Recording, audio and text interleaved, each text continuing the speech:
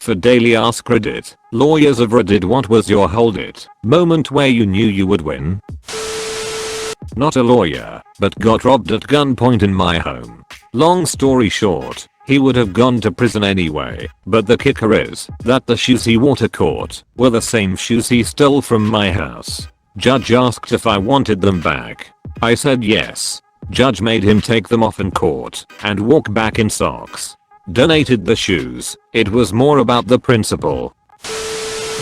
We had some huge issues with the landlord, trying to enter without letting us know beforehand, not answering to fix issues, very aggressive when talking with us. When he decided to sell the place, he didn't check with us about the visits and just showed up randomly with potential buyers. We told him to get lost. He eventually left, but called us the same evening to threaten us. We sent emails to remind him of our rights as tenants and he answered by threatening us some more in an email. We eventually end up in small issues court, not from the US, don't know the name, and he fabricates a story about how we are terrible tenants and we try to discourage buyers. We just showed the judge the emails as well as the open complaint to the police we filled a few days earlier. The judge couldn't believe it and gave him a formal warning, gave us 3 free months of rent. In the end the guy just used a real estate company to sell the place. All went smoothly and we still live there with lovely landlords that aren't completely bonkers.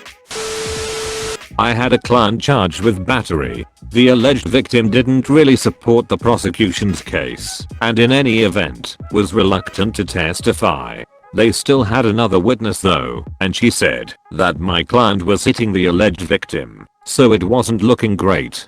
The prosecutor and I were talking before court started, hanging out by the courtroom doors, when the witness walked in. She looked right at my client, who was sitting not 5 feet from me, then scanned the room and said, "Where is client name?"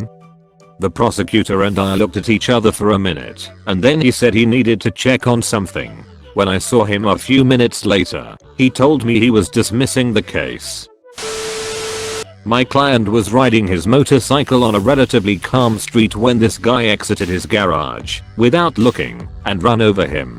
In deposition, the guy brought a witness that was with him on the passenger seat. The whole time, the witness maintained that my client was driving too fast and that there was no time to brake the car. I asked him the same question a few times in different ways, making him tell the story again. In the fourth telling, he, already a bit frustrated, let it slip. "Look, I've already told you. We were exiting the garage, and as soon as I lifted up from getting my cell phone on the car's carpet." Wait.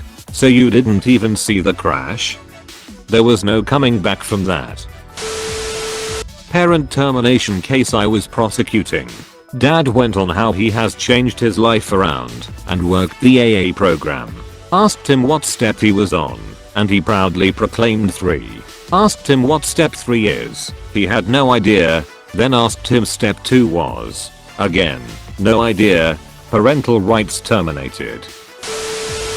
When I practiced insurance defense, was handed a file to take over if a slip and fall.